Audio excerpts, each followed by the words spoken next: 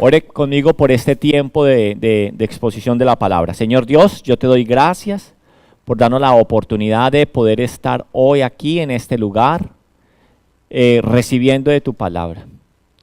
Te pido, Señor, que tú nos hables de una forma maravillosa, de una forma sobrenatural, de que tú nos lleves, Señor, a que nuestros ojos y nuestros oídos cada vez sean más abiertos para entender las verdades tan maravillosas que hay en tu palabra acerca de todos nosotros.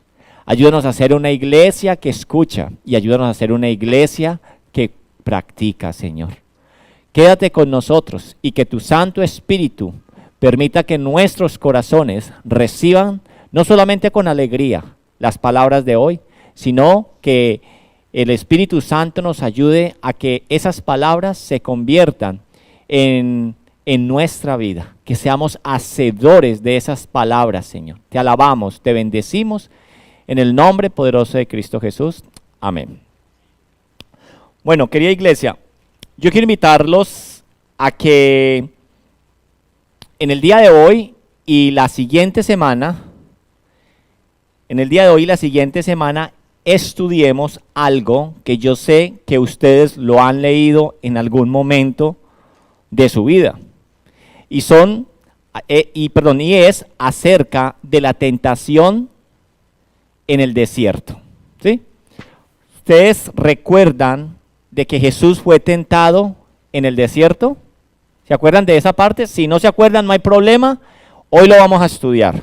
Hoy vamos a iniciar a estudiarlo y yo quiero invitarlos, escúcheme, yo quiero invitarlos a que hoy nos demos la oportunidad en esta sesión de hoy y en la próxima a poder ver estas tentaciones del Señor de una forma que tal vez muchos nunca lo habíamos visto así, que nosotros comprendamos qué era lo que se estaba jugando allí en el desierto.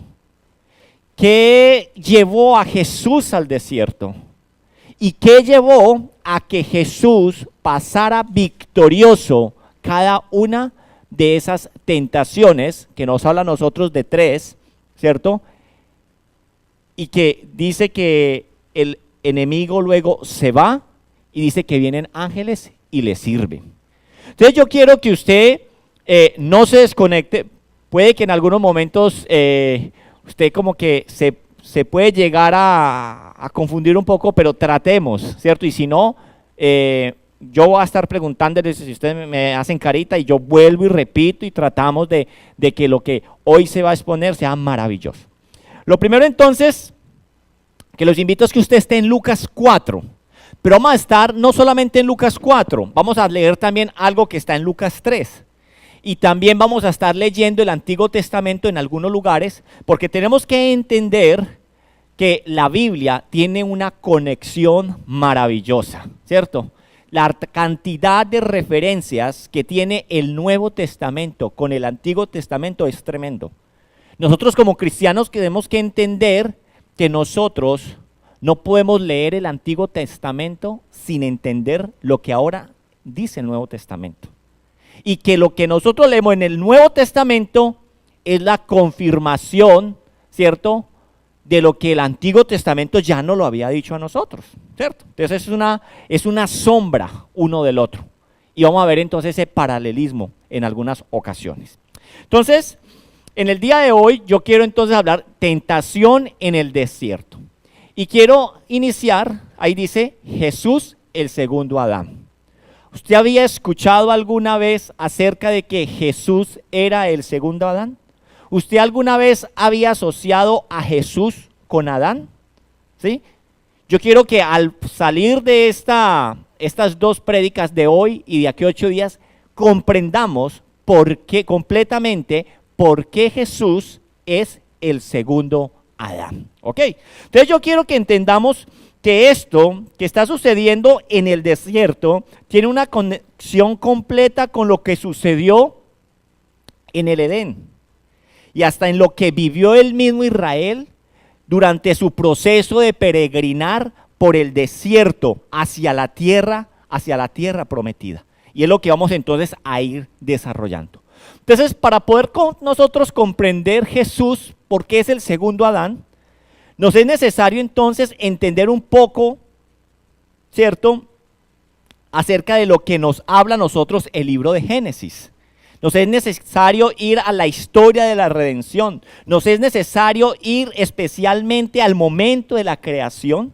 Y siendo más específicos, ¿cierto?, hablemos del momento cuando Dios estaba formando a Adán del polvo de la tierra, y cuando hizo un soplo en su nariz de aliento de vida y formó a la imagen y semejanza de Dios. Nos toca a nosotros remontarnos hasta este momento, lo que sucedió en los primeros capítulos del Génesis.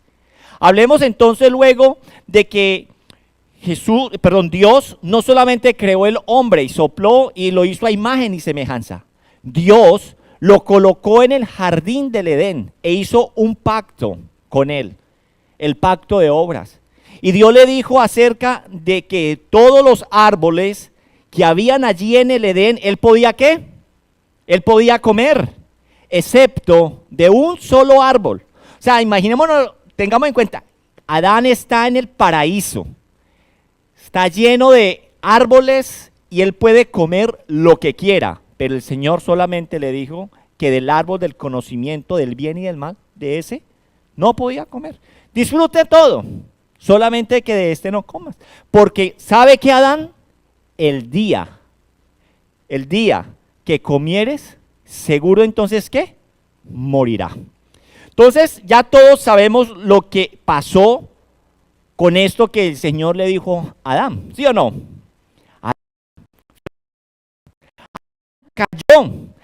Adán no obedeció a las estipulaciones o a las instrucciones dadas por Dios. Adán fracasó a la tarea que había sido, a la cual se le había sido asignada. Y tenemos que nosotros entender algo de quién es Adán. Adán lo tenemos que llamar como la cabeza federal, ¿sí? La cabeza federal. Y cuando yo hablo de la cabeza federal, para que lo entendamos teológicamente, me estoy refiriendo a que Adán era el representante de toda la humanidad delante de Dios. Eso es lo que es Adán como cabeza federal, ¿cierto? Es el representante de toda la humanidad delante de Dios. Que luego más adelante vamos a ver que como Jesús, nuestro segundo Adán, Jesús, ¿qué nos representó? ¿Qué hizo Él en la cruz? ¿Qué puesto ocupó Él? El de nosotros, ¿cierto? El de nosotros. Así que entonces, Adán como cabeza federal, al desobedecer las instrucciones de Dios, ¿qué sucedió? Se sumergió a sí mismo en el pecado y muerte, y toda su posteridad, ¿cierto? Fuimos sumidos en ese mismo pecado. Pero yo ¿por qué tengo que pagar lo de Adán? Pudo haber sido Adán, es más, pudo haber sido usted. Hubiéramos tenido el mismo comportamiento. Nosotros hoy tenemos una herencia de nuestro padre Adán, esa herencia pecaminosa. ¿Sí? ¿Qué perdió Adán? Adán perdió su justicia original. Adán se hizo culpable delante de Dios al haber comido del fruto. Y toda su naturaleza, la naturaleza de ese primer hombre, fue corrompida por el pecado. Y eso mismo lo hemos heredado todos nosotros. Entonces, como consecuencia del pecado de Adán, ¿qué sucedió? Él murió, ¿cierto?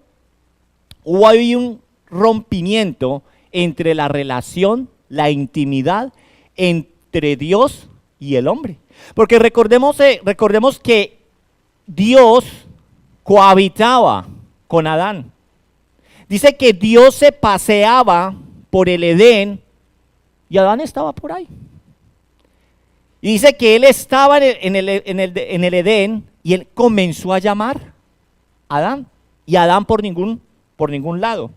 Entonces Adán no solamente rompió esa comunión con Dios, sino que el jardín fértil y hermoso se convirtió en un lugar árido, ¿cierto? En otras palabras, la tierra que había sido diseñada para bendición, ahora se había convertido en una tierra de maldición para Adán. Él tenía que salir de esa tierra. Él no podía estar allí en esa tierra. Así que ese maravilloso Edén ahora se había convertido en un lugar de dolor y de sufrimiento para los hombres, para él y para su esposa. Dios entonces, sabemos que Dios los expulsa del jardín. Y colocó, ¿qué dice la palabra de Dios? Colocó querubines a la entrada con una espada de fuego que se movía en todas direcciones, protegiendo la entrada a ese reino santo y sagrada. Esto hizo el Señor. Eso es lo que someramente nos habla a nosotros Génesis, ¿cierto? En el 1 y en el 2. ¿Sí? ¿Correcto hasta ahí? ¿Bien? Eso ahí es cuando yo le voy preguntando, entonces ustedes me dicen, vamos bien. ¿Listo? Entonces, pero Dios, a pesar de todo esto que sucedió, Dios hace una promesa. Los expulsa, rompe comunión, pero Él hace una promesa. Y esa promesa está en Génesis 3:15. En Génesis 3:15, que es conocido como el protoevangelio, donde nos anuncia la venida de un nacimiento de una mujer que nos iba verdaderamente a librar, que verdaderamente nos iba a volver a llevar en amistad con aquello que Adán perdió allí en el Edén. Dice Génesis 3:15, y pondré enemistad entre ti y la mujer, y entre tu simiente y la simiente suya. Esta te irá en la cabeza y tú le herirás en el calcañar. ¿Sí? Ahí esa promesa, la primera promesa que usted y yo como hijos de Dios podemos encontrar acerca del Mesías prometido que había de venir nuevamente a restaurar lo que se vivía en Génesis 1 y 2, lo que era el diseño original. Pero Dios entonces hace una promesa. Dios les promete que de la descendencia de la mujer levantaría a un, ¿qué dice ahí? A otro.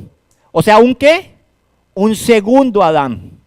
La simiente que destruiría las obras del enemigo, las obras de Satanás, hiriéndolo ¿dónde? En la cabeza. Pero el enemigo, ¿dónde iba a herir a este segundo Adán? En el calcañar. Eso es lo que nos está diciendo ahí. Y es de este modo en adelante que en toda la historia de la redención vemos que Adán y Eva y toda su descendencia fijaron sus ojos en el cumplimiento de esta promesa, en el cumplimiento de esta promesa dada, buscando entonces de esta manera, por la fe, aquel que vendría a destruir las obras del diablo. Ahora bien, ¿claros hasta ahí? Entonces, ¿por qué Jesús viene siendo ese segundo Adán? Vamos a seguirlo desarrollando a medida que vamos avanzando. Ahora bien, vamos a brincar a Lucas. Lucas, en su evangelio, por su genealogía y por el bautizo de Jesús, nos dice algo muy importante y yo hoy vamos a aprender en esta exposición.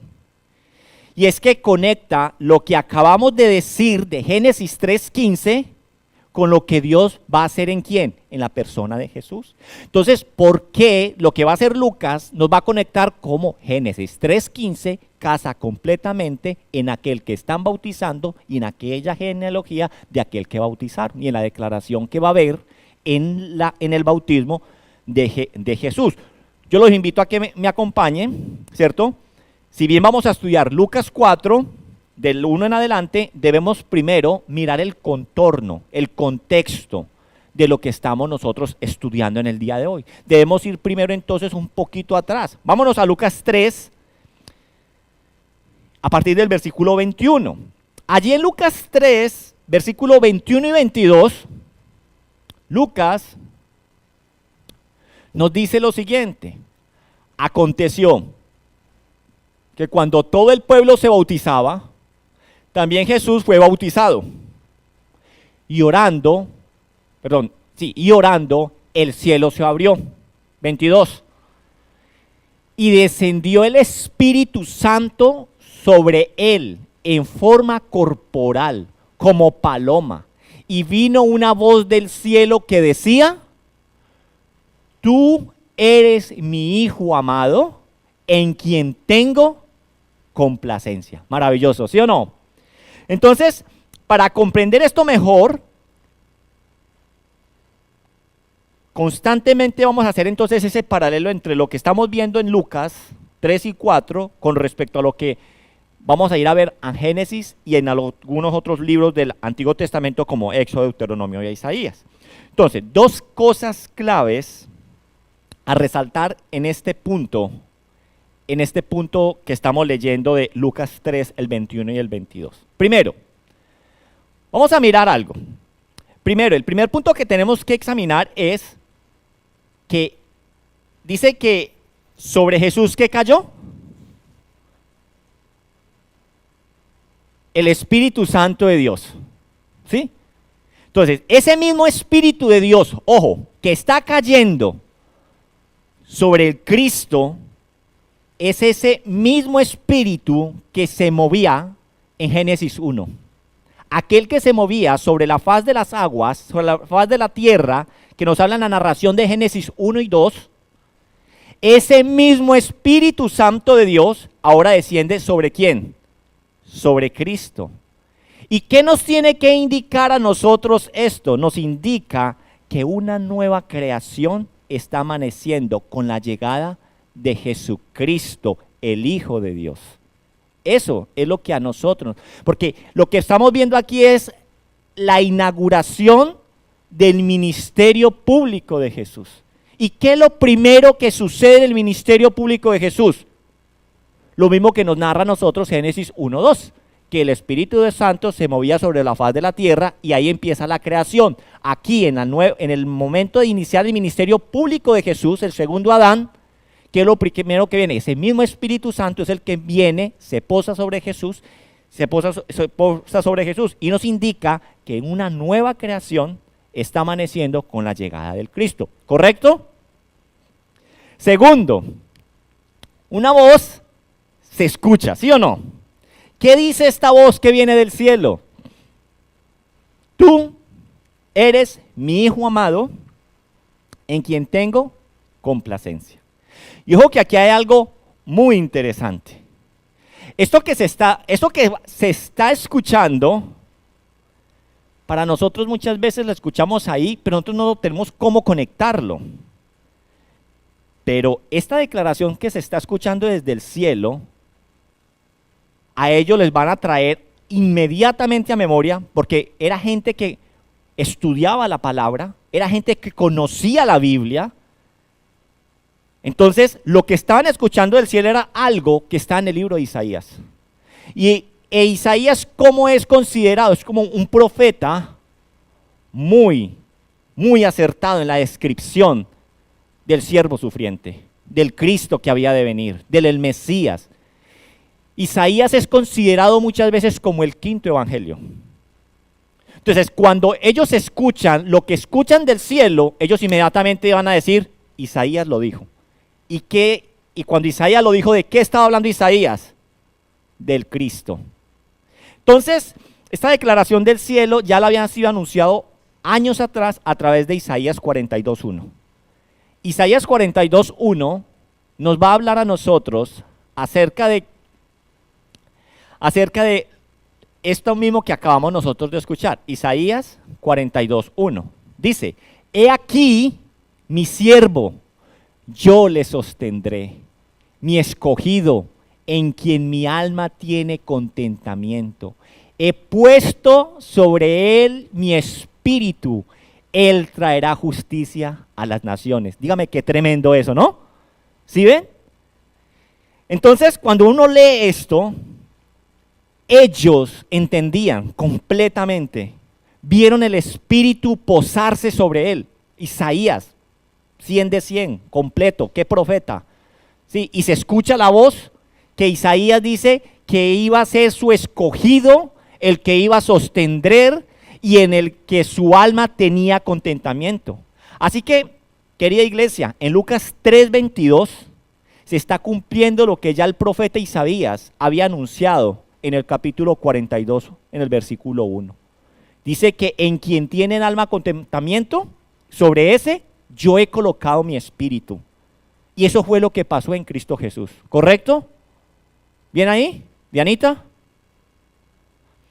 Entonces, podemos entonces decir que este evento que estamos nosotros viendo, este evento del bautismo de Jesús, en Lucas 3, este evento es el que inaugura el ministerio terrenal del Señor Jesucristo. ¿Qué hay de ahí para atrás?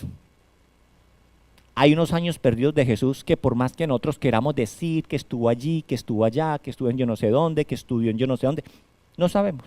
De Jesús sabemos que nació, que fue a Egipto, que volvió, que perdió por allá como a los 11 o 12 años en el templo y desapareció hasta los 30. Y aquí está apareciendo, ¿cierto? Eso es lo que nosotros tenemos que saber. Ahora entonces, este evento entonces es el evento inaugural del ministerio terrenal de nuestro Señor Jesucristo, de esa nueva creación que les dije yo ahorita. Lo que estaban entendiendo ellos es que Él era, y obviamente Juan el Bautista, Él era el Mesías esperado. Él era el Mesías anunciado por los profetas. Él era el Mesías del Antiguo Testamento. Él era el Mesías dotado con el Espíritu Santo de Dios. Él era el Hijo de Dios y solo en Él, en Cristo, es en quien descansa el favor divino y el único que tiene el poder para redimir la humanidad. Ahora entonces, Lucas va a hacer algo muy interesante en su evangelio. Si miramos nosotros los versículos del bautizo, Lucas es muy escueto en hablarnos a nosotros del bautismo. Se gasta 2 versículos para hablar del bautismo de Jesús. Cuando todo el mundo bautizaba, Jesús vino y se bautizó. ¿Y qué pasó? Se abrieron los cielos, bajó alguien, el Espíritu Santo, en forma de paloma, se escuchó esta voz. Para de contar. Mateo nos da más detalles a nosotros, ¿cierto? Nosotros podemos encontrar más información allí. Pero Lucas no le dedica mucho tiempo a la narración de lo que es el bautizo. Pero seguido a esto del bautizo, nos va a narrar a nosotros una genealogía de Jesucristo. ¿Y cuál es la genealogía que usted está viendo ahí en los siguientes versículos? Una genealogía que no solamente va hasta Abraham, como lo hizo Mateo. Mateo trae la genealogía de Jesús hasta Abraham. Pero Lucas la va a llevar ¿hasta dónde? Hasta Adán. Él la lleva hasta Adán. Porque el plan de Dios, y escúchenme bien, el plan de Dios no es solo para Israel, sino para toda la creación de Dios. ¿Sí? Ahora pongamos atención a esto. Lucas tiene una intención al remontar a Jesús hasta Adán. Él tiene una intención. Y esto señala que Jesús, el nuevo Adán y el último Adán, ¿cierto?, que está al comienzo de su ministerio, al hacerlo, nos está comunicando no solo quién es Jesús, sino lo que ha venido a hacer, lo que Cristo Jesús ha venido a hacer. Ahora, Lucas, en su narración, después de hablarnos del bautizo de Jesús y de la genealogía, nos va a narrar de las pruebas por las que atraviesa Jesús en el desierto. Pero es necesario entonces que tengamos algo muy presente. Y es que los relatos del bautizo de Jesús y de la tentación en el desierto, o sea, estos 2 eventos o estas 2 narrativas, como lo queramos decir, lo que es el bautizo y la tentación de Jesús, no solo se encuentran conectados de manera cronológica. Primero se bautiza y luego es tentado en el desierto. O sea, no solamente se conectan en forma cronológica, sino que también tiene la relación del bautismo de Jesús y luego la tentación en el desierto, tiene una conexión teológica. Eso también tiene una conexión teológica, porque ambos eventos juegan un papel vital, de vital importancia en la historia de nuestra redención. ¿Amén? ¿Amén? Me durmieron. Vamos entonces Ahora Lucas 4. Lucas 4, por favor, 1 y 2.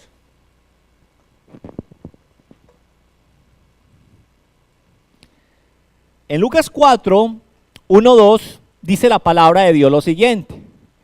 Jesús, lleno del Espíritu Santo, volvió del Jordán y fue llevado por el Espíritu al desierto. 2. Por 40 días, fue llevado por el Espíritu, por 40 días y era tentado por el diablo. Y no comió nada en aquellos días pasados los cuales tuvo hambre, nos dice Lucas a nosotros. Ahora bien, lo primero que el texto nos dice es que, y ojo con este punto que es muy interesante, ¿qué nos dice a nosotros el versículo 1? Que Jesús fue llevado por el Espíritu Santo al desierto, ¿correcto? Jesús fue llevado por el Espíritu Santo al desierto. A ver, Jesús tenía muy claro cuál era el propósito por el cual Él había venido a esta tierra. ¿Sí o no? Él había venido ¿a qué? A morir en la cruz.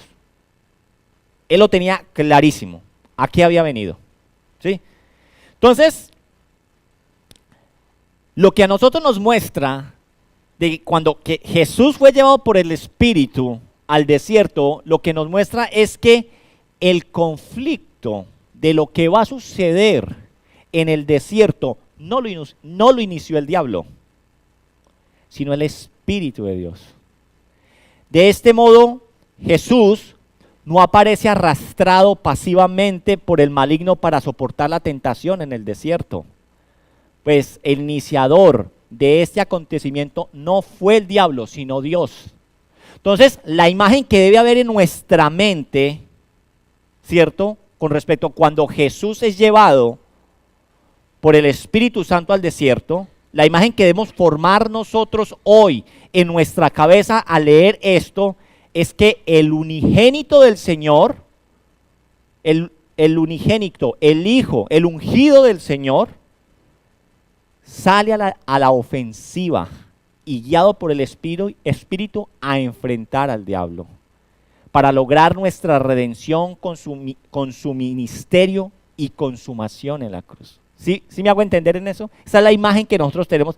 No es como, ay, Jesús fue arrastrado allá y el diablo fue y lo tentó. No, Él salió ¿qué? Arrancar su ministerio. Por eso tiene que estar alineado cronológicamente estos dos eventos y teológicamente. Entonces, ahora miremos una serie de contrastes sorprendentemente similares entre el primer Adán en el jardín del Edén y el segundo Adán en el desierto. Lo primero que tenemos que notar, o lo primero contraste que vamos a encontrar entre Adán en el jardín y Jesús en el desierto, notemos el contraste entre el desierto y el Edén. Notemos que el desierto es lo totalmente opuesto a lo que es el jardín del Edén. Fijémonos que, ¿qué nos dice a nosotros la palabra de Dios acerca del Edén? Que era un lugar ¿qué? Un lugar maravilloso, era un lugar glorioso, era un lugar hermoso, exuberante, no había pecado, no había corrupción. Pero, ¿cuál es el contraste? ¿Qué vemos en el desierto? Vemos muerte, soledad, sequedad, aridez. Eso se ve en el desierto. En uno podemos decir, así viéndolo a simple vista, uno dice, aquí hay vida, aquí hay ¿qué? Muerte. Segundo, contraste entre estas dos. Adán tenía todos los alimentos del jardín y todo lo que necesitaba para su sustento. En el desierto, Jesús no tenía ninguna provisión. El primer Adán lo tenía todo en el Edén. Jesús está en el desierto, árido, seco, sin agua, sin nada. Tercero, contraste. En el jardín encontramos manantiales de agua que fluyen por un río que desciende del monte de Dios. Si usted se va a Génesis 2.10, no lo vamos a mirar, pero usted lo puede anotar. Génesis 2.10 dice que hay un río que se divide en 4 afluentes. O sea, había agua por montones allí en el Edén. ¿Y qué es el sinónimo de agua? Vida. ¿Qué es lo que se van los astronautas o las misiones espaciales a buscar otro planeta? Agua. A buscar vida, agua. A ver si lo hay o no. Entonces, en el jardín encontramos agua, un río que viene del monte de Dios, pero en el desierto no hay agua o hay muy poca. Qué importante entonces es pues ver a Jesús no iniciando su ministerio terrenal poniendo sus pies sobre un jardín donde todo lo tiene, donde es precioso, sino que vemos a Jesús iniciando su ministerio sobre una tierra maldita por el pecado, como lo es el desierto. Nuestro Señor entonces entra en un mundo caído, entra en el desierto donde está tentado, donde está siendo tentado por el enemigo y donde Él, Jesús, como representante o como cabeza federal que dije yo ahora, como representante de nosotros delante de Dios, ¿cierto? Está soportando las pruebas. Cuarto contraste es que a Adán se le dio una compañera, porque estaba, ¿qué nos narra a nosotros Génesis en el Edén? Él tenía de todo, había animales, había de todo. Pero dice que se puso triste porque no había nadie con quien compartir, socializar, no había nadie parecido a él. Y dice que entonces caen en un sueño y hacen a Eva. ¿Cuál es el contraste? Jesús, humanamente hablando, se encuentra solo, no tenía una compañía que le ayudara en esos momentos duros de necesidad, no tuvo contacto alguno con alguna persona durante esos 40 días. Veamos otro contraste entre estas dos. A Adán se le dio cada árbol en el paraíso para alimentarse, excepto del árbol del conocimiento que ahorita hablamos del bien y del mal. Adán tenía entonces a disposición todos los alimentos para satisfacer sus necesidades. En cambio, Jesús no solo siente hambre, que nos dice que después de 40 días sintió hambre, sino que no tenía que comer durante 40 días. El último entonces que quiero hablar con ustedes es que, o resumirlo es, Adán cayó, desobedeció en un lugar donde lo tenía todo. Adán cayó donde lo tenía todo.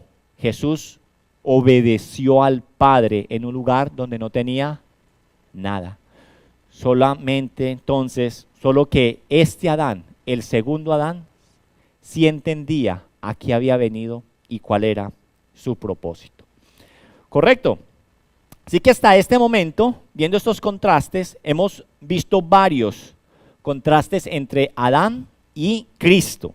Esto quiere decir que cuando nosotros leemos Lucas 4 y nos encontramos con la tentación de Jesús, esto nos debe llevar a conectar las dos narrativas de lo que pasó en el Edén y de lo que está pasando allí en el desierto, en la historia de la tentación.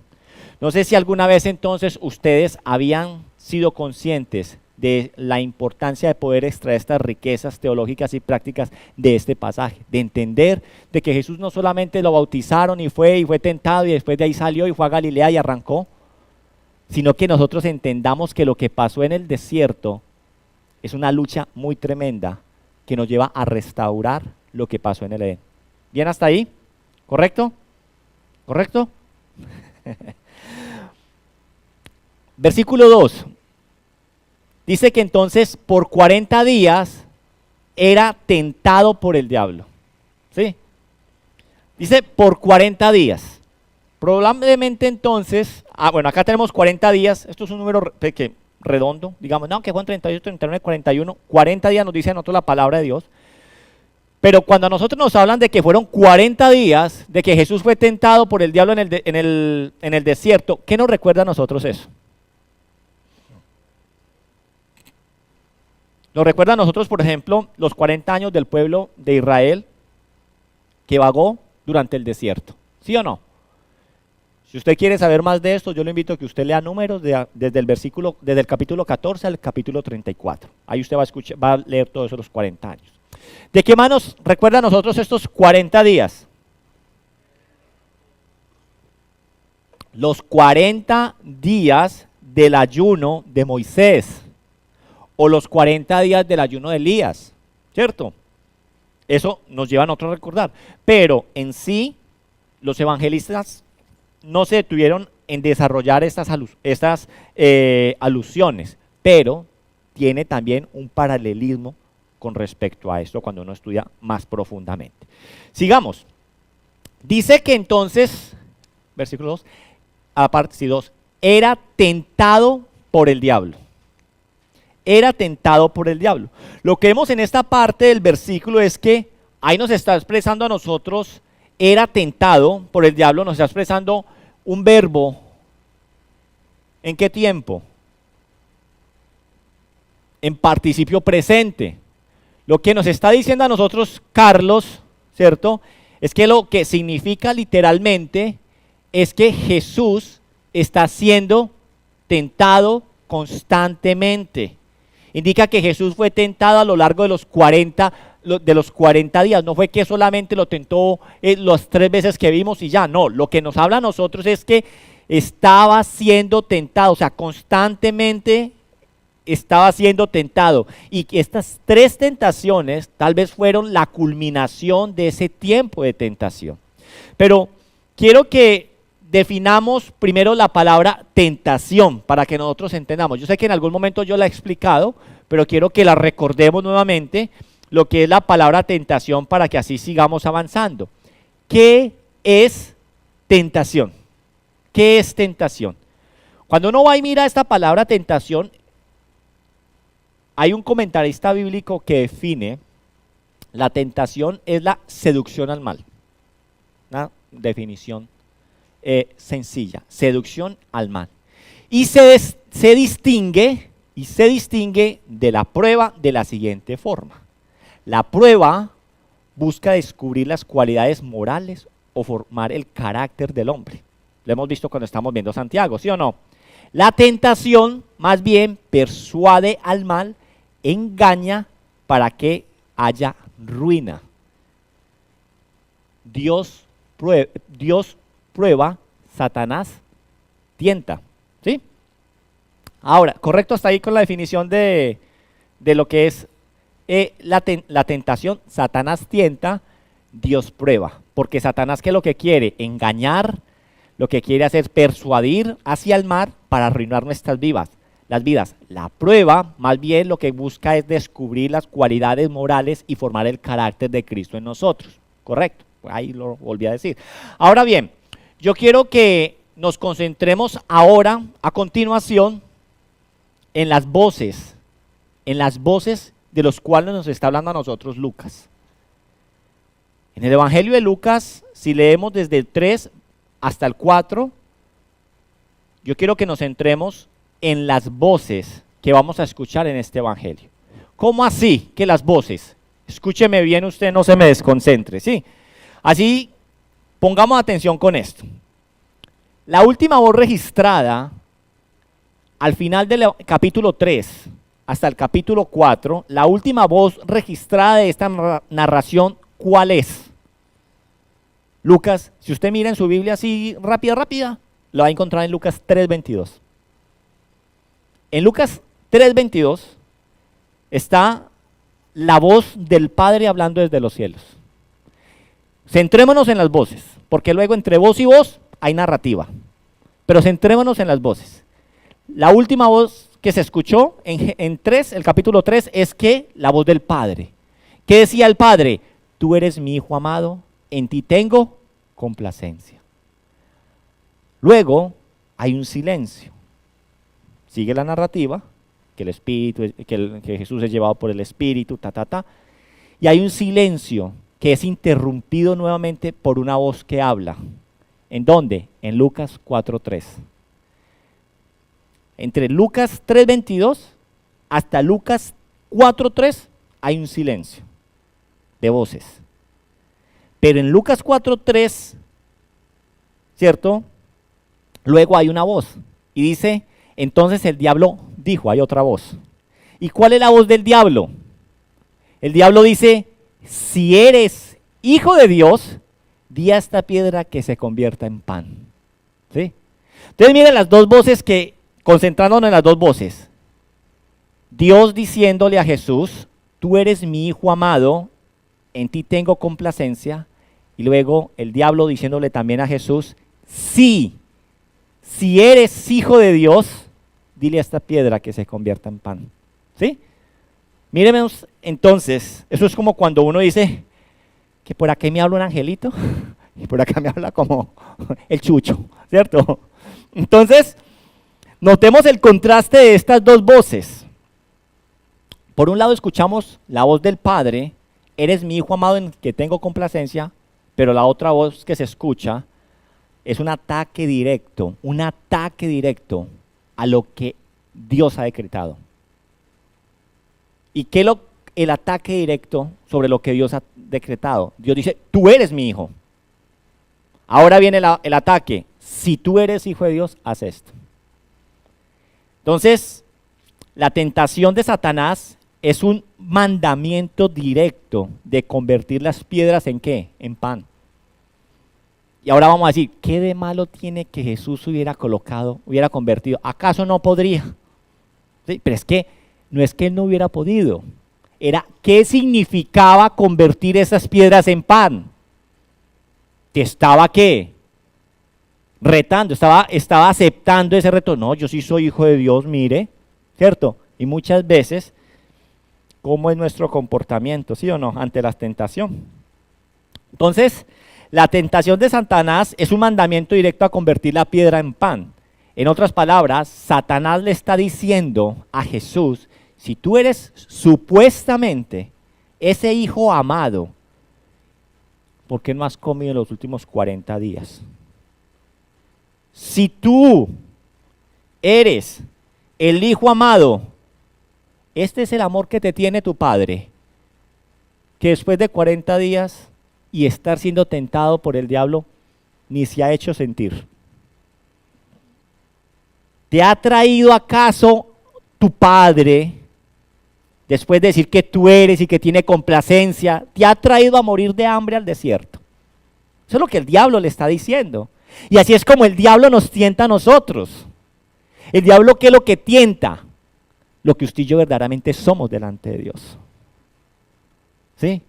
Ustedes saben que ustedes son hijos amados. Mas a todos los que lo reconocieron y creen en su nombre, les dio potestad de ser hechos hijos de Dios. Usted y yo somos hijos de Dios. Ahora la cosa es, ¿ustedes se sienten y se creen hijos de Dios? A veces nosotros nos sentimos abandonados. No, Dios se olvidó de mí. Dios como que se ensañó en mí. ¿Sí? Entonces, seguramente lo que el diablo le está diciendo a Jesús, seguramente si tú fueras ese hijo amado en el cual el Padre tiene complacencia, seguramente tu Padre ya te hubiera proveído, pero ya que Él se niega, ahí viene la tentación, dile a estas piedras que se conviertan en pan. Y ahora digamos, ¿por qué pan? ¿Por qué pan? Familia, en aquella cultura el pan era, como hoy por hoy decirlo, el arroz. ¿Sí? Tenemos que entender, si Dios ya había declarado de que Jesús era su hijo amado en quien tenía complacencia, entonces ¿qué pasa? Porque según la misma palabra de Dios, ¿no es el pan una de las cosas que los padres más amorosos proveen para sus hijos? Váyase a Mateo 7, 9 y 10. Cuando nosotros leemos Mateo 7, 9 y 10, la misma palabra dice, ¿qué dice allí? ¿O qué hombre hay de vosotros que si su hijo le pide pan, le dará una piedra? ¿O si pide un pescado le dará una serpiente? Entonces ahora dice la palabra de Dios que si aún nosotros siendo malos, proveemos para nuestros hijos, si ellos nos piden pan, ¿qué le vamos a dar? Pan. Ahora él que está en tentación, tiene hambre, ¿ese padre qué? ¿Te abandonó? ¿Cuántas veces nosotros nos hemos sentido abandonados? ¿Cuántas veces nosotros hemos sentido que estamos en un desierto donde Dios no está siendo consciente de lo que nosotros estamos viviendo?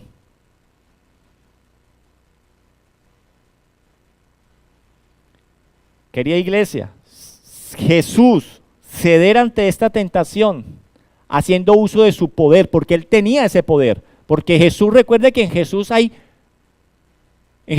está el hombre y el Dios, dos naturalezas. Al Jesús ceder ante esta tentación de saciar su hambre, era negar el cuidado paternal de Dios sobre él. ¿Ustedes creen que Dios lo iba a dejar morir de hambre? Pero dice que Jesús estaba sintiendo hambre. Él pudo haber también pensado eso, porque él era humano, ¿sí o no? Su lado humano. Pues tan no es así que cómo terminan los versículos de la tentación, que después de que el diablo se marchó, ¿quiénes vinieron? Ángeles, ¿y qué? Le servían. ¿Sí ven? Tranquilo que por cualquier desierto que usted esté viviendo hoy, Dios no es ajeno a su realidad. Persiste, cree, entiende el propósito que Dios tiene sobre su vida. Entiéndalo. Eso es lo que nosotros tenemos que entender. Miremos algo más aquí. Esta tentación refleja mucho la primera tentación que usted y yo podemos leer en Génesis. Satanás está usando la comida como un placer egoísta e idólatra. ¿No fue esto lo que hizo con Eva y después con Adán en el jardín? ¿También fue con comida? Lo que le quiso decir fue: no confíes en la palabra de tu padre, no confíes en lo que escuchaste el día del bautismo, porque si usted fuera hijo, pues ya hubiera suplido la necesidad porque usted tiene hambre. No confíes en él no es bueno. Y eso fue lo mismo que se escuchó en el Edén. Querida iglesia, esta es la esencia de la tentación: confundirnos, engañarnos. Porque el diablo no vino sino a ¿qué? A matar, hurtar y destruir. Él es el padre de toda mentira. Y lo que pasa es que nosotros somos especialistas en comprar mentiras. ¿Por qué compramos esas mentiras? Porque no conocemos su verdad. He aquí la importancia de conocer la verdad de Dios. Pero ¿cuál es la verdad que muchas veces los cristianos de hoy saben? Ay, Dios me ama. Pero si usted sabe que Dios te ama, que Dios ha pagado un precio por ti, que Dios ha dado naciones enteras por ti, ya eso va a cambiar. Va a entender la profundidad del amor, que no es un amor de palabras, no es un amor de frases solamente.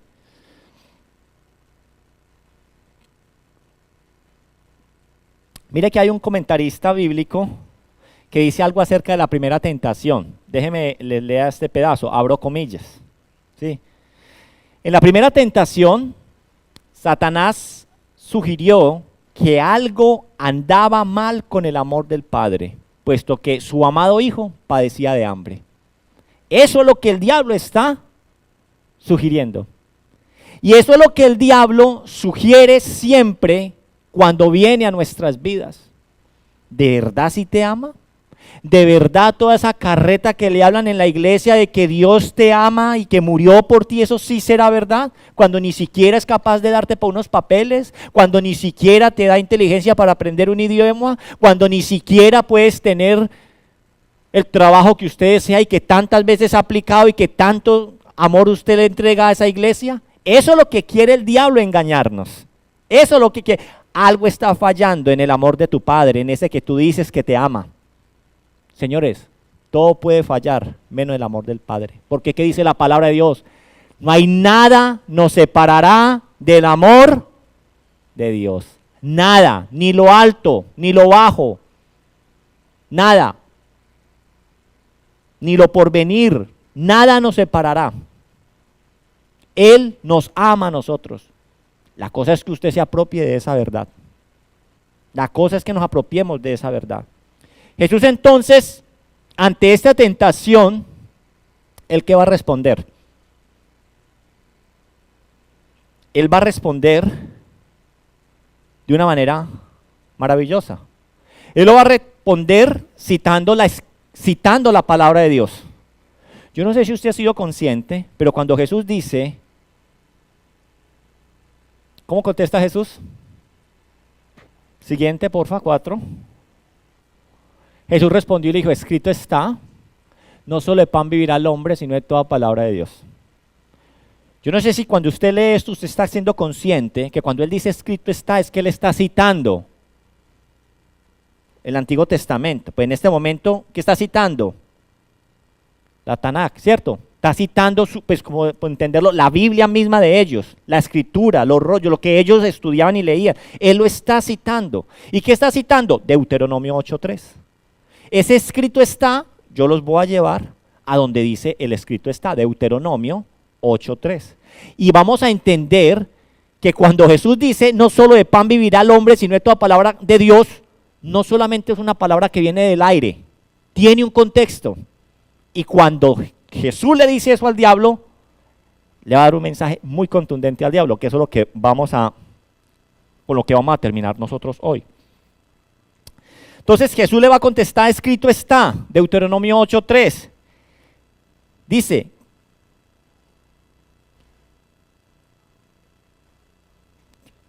está en la parte, sino que es que yo lo tengo acá, el pedazo exacto. Dice, sustento como nada, porque ahorita vamos a leer este pedazo para hacerte saber. Dice, en la parte de abajo, dice, para hacerte saber que no solo de pan vivirá el hombre, mas de todo lo que sale de la boca de Jehová vivirá el hombre. ¿Sí ve? ¿Qué dice Lucas? Esto. Jesús cuando dice, escrito está yendo a Deuteronomio. Ahora, ¿dónde está ubicado Deuteronomio 8 en la Biblia? ¿Dónde está ubicado? Ahora hay algo muy importante que encontramos en esta expresión cuando la vemos. Ahora, perdón, déjeme profundizarme en el contexto de lo que dice ahí. Escrito está, ¿cierto? No solamente de pan vivirá el hombre. Cuando nosotros vamos al griego, lo que Jesús le está contestando aquí, lo que le está diciendo es que Jesús está negando. Y es una negación contundente. En otras palabras, lo que Jesús le está contestando al diablo es no. Porque no solamente de pan vivirá el hombre. Eso es lo que él está diciendo no, o sea, no va a suceder. Porque no solamente de pan vivirá el hombre. Así que la primera palabra de Jesús, escuchemos las voces, ¿cierto? La voz del Padre, la voz del diablo. Ahora viene la voz del Cristo. Y la voz del Cristo, la voz que se escucha de este Cristo, es una negación rotunda. ¿A quién? ¿Al diablo? ¿A la tentación?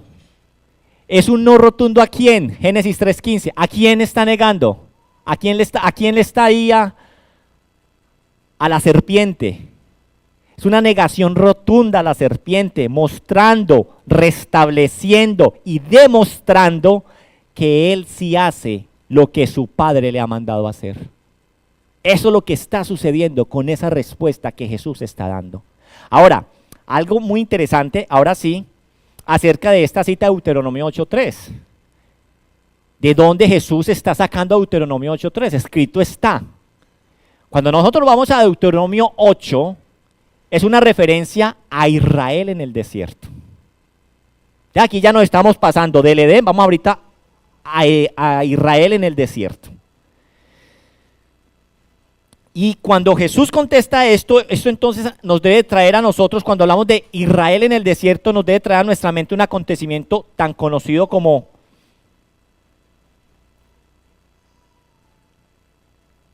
en el desierto, el pueblo de Israel tuvo hambre. ¿Cuántos años estuvo el pueblo de Israel en el desierto? ¿Cuántos años estuvo Jesús? ¿Días? 40. Entonces, el pueblo de Israel también tuvo hambre. ¿Sí? Y si recuerdan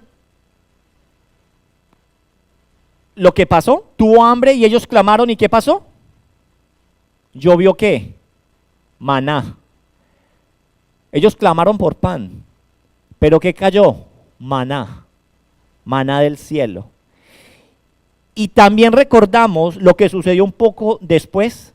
Al pueblo comenzó a clamar a Moisés y a quejarse contra él diciendo que estaban cansados del maná. ¿Sí?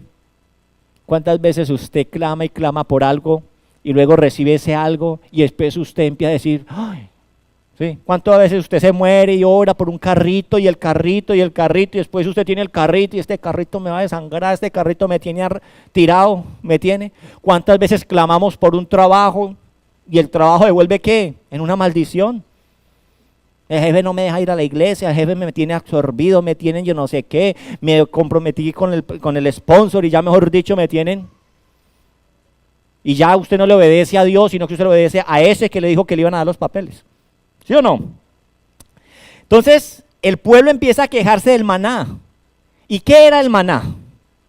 El maná era el alimento que Dios había provisto para ese momento en el desierto. No era lo que ellos querían, era lo que Dios sabía que ellos necesitaban. Iglesia, no es lo que ustedes quieran, es lo que Dios sabe que usted necesita. ¿Y qué hicieron? ¿Entendieron? Bueno, entonces seguimos comiendo maná. ¿Qué empezaron a hacerle a Moisés? Nos devolvemos para Egipto. Pasamos nuevamente el Mar Rojo y nos vamos a comer los manjares que comíamos en Egipto. Manjares, óigame pues. ¿Y qué eran en Egipto? Esclavos. ¿Sí? Esclavos. Imagine pues usted los manjares que podían comer. Despreciaron el pan del cielo, el maná, por querer comer comida de esclavo. Y muchas veces es lo que nosotros queremos. Despreciar lo que Dios nos ofrece por querer ir nuevamente a revolcarnos en nuestro propio vómito. Muchas veces eso es lo que nosotros queremos. Yo sé que muchas veces dicen, vea, me metí en los caminos del Señor y la vida me volvió fue peor. ¿Sí? Muchas veces. Muchas veces la gente cree en esto. Ahora déjeme leer, váyase al versículo 1 por favor, de Deuteronomio 8. Vamos a leer este contexto de Deuteronomio 8 para entender ya lo que va a decir. Dice, el que habla aquí es Moisés, ¿cierto? O sea, esto ya pasó. O sea, Moisés está haciendo una recapitulación, unas indicaciones finales. Dice, cuidaréis de poner por obra todo mandamiento que yo os ordeno hoy, para que viváis y seáis multiplicados y entréis y poseáis la tierra que Jehová prometió con juramento a vuestros padres. 2, y te acordarás, oiga, y te acordarás, no se pueden olvidar, ya han pasado los 40 años, ¿listo? Y te acordarás de todo el camino por donde te ha traído Jehová tu Dios estos 40 años en el desierto. ¿De qué se tienen que acordar? Que los afligió para probarles, para saber qué había en su corazón y si habían de guardar o no sus mandamientos. Y te afligió. ¿De qué no se pueden olvidar? Que el Señor los afligió. No se pueden olvidar de qué más. De que les hizo tener hambre. ¿Y por qué les hizo tener hambre? La respuesta está anteriormente. Para ver qué había en su corazón. ¿Sí? Te hizo tener hambre, pero te sustentó. Te sustentó con maná, comida que no conocías tú ni tus padres la habían conocido, para hacerte saber, oiga ahí, para hacerte saber que no solo de pan vivirá el hombre, mas de todo lo que sale de la boca de Jehová vivirá el hombre. No es lo que usted quiera, sino lo que sale de la boca del hombre. Y Jesús entendía que lo que él necesitaba en ese desierto no era pan. Lo que necesitaba era ¿qué? La voluntad del Padre. Dios pudo haber provisto de harina al pueblo en el desierto para que hicieran y comieran pan. Pero es que no era esa no era la forma. No, Dios proveyó ¿qué? Su propio pan, el pan del cielo. Así que querida iglesia, ya vamos terminando. Querida iglesia, Jesús cuando cita allí le dice, escrito está, oye demonio, escrito está. Jesús está citando lo que Moisés le dijo al pueblo de Israel en ese momento después de pasar esos 40 años. Lo que Moisés le dijo al pueblo de Israel, Jesús se lo está recordando a Satanás. Le dice, oye, Satanás, ¿te acuerdas del desierto? Allí, donde tú mismo tentaste al pueblo. El pueblo luego entendió que no solamente de pan vivirá el hombre, sino de lo que Dios provea. Pero eso no lo entendió la generación que murió. ¿Lo entendió quién? La generación que entró a la tierra prometida. Entonces, esto es interesante, lo que acabo de decir, pero ojo que hay algo más interesante. Recordemos lo que Dios le dijo a Moisés, Éxodo 4, 21. Lo que Moisés le dijo, Dios le dijo a Moisés cuando habría de presentarse al faraón en Egipto. Recordemos lo que dijo. ¿Y qué dijo? ¿Qué le dijo? Y dijo Jehová a Moisés, cuando hayas vuelto a Egipto, mira que hagas delante de Faraón todas las maravillas que he puesto en tu mano, pero yo endureceré su corazón de modo que no dejaré ir al pueblo. Siguiente, 22. Ojo lo que viene. Y dirás a Faraón, ¿qué le vas a decir a Faraón? Jehová ha dicho así, Israel es mi hijo, Israel es mi primogénito. Ya te he dicho que dejes ir a mi hijo para que me sirva, mas no has querido dejarlo ir. He aquí, yo voy a matar a tu hijo, tu primogénito. Entonces mire la declaración que da Dios con respecto a Israel, con respecto a este pueblo que iba a salir, a los descendientes de Abraham que iban a salir de allí, de Egipto. Acá, entonces, el punto aquí es que Israel, corporativamente, integralmente, como una nación, ¿qué fue para Dios? Un hijo. Fue el primogénito de Dios en el desierto. Pero ¿qué pasó con ese hijo primogénito? ¿Fracasó? Fracasó. Porque sucumbieron ¿y qué? Ante las tentaciones, cayeron ante la idolatría y no quisieron vivir de cada palabra que saliera de la boca de Dios. Despreciaron al Señor, despreciaron su palabra, rechazaron a Moisés, despreciaron el maná, la provisión divina. Israel, el primogénito, sucumbió. Pero entonces, ¿qué contexto también? ¿Qué le está trayendo a memoria al diablo? La respuesta de Jesús. Diablo, yo ya sé que lo que pasó en el desierto, ellos conocieron a Dios y entendieron al final de que no de pan vivirá el hombre, sino de toda palabra que sale de la boca de Dios. Familia, el significado de esto es que Jesús no solo está recapitulando lo que sucedió en el desierto, sino que está revirtiendo el pecado de Israel también en el desierto como unigénito, hijo unigénito. Él lo hace no como un pecador, sino como aquel que lleno del Espíritu, el Hijo de Dios, el Mesías, ha venido a redimir a aquellos que están muertos y caídos en el desierto. Amén. Lucas entonces, volviendo a sintetizar aquí en Lucas, en el Evangelio, Lucas nos está diciendo que este segundo Adán es el nuevo y verdadero Israel. Eso es lo que nos está diciendo a nosotros Lucas. Que Jesucristo es el segundo Adán, el nuevo y verdadero Israel, cuyo corazón no se aparta de la voluntad del Padre y por su obediencia está haciendo lo que el primer hijo, el primer Adán, no hizo. Ni aún el hijo en el desierto, que fue Israel, tampoco hizo. ¿Cierto?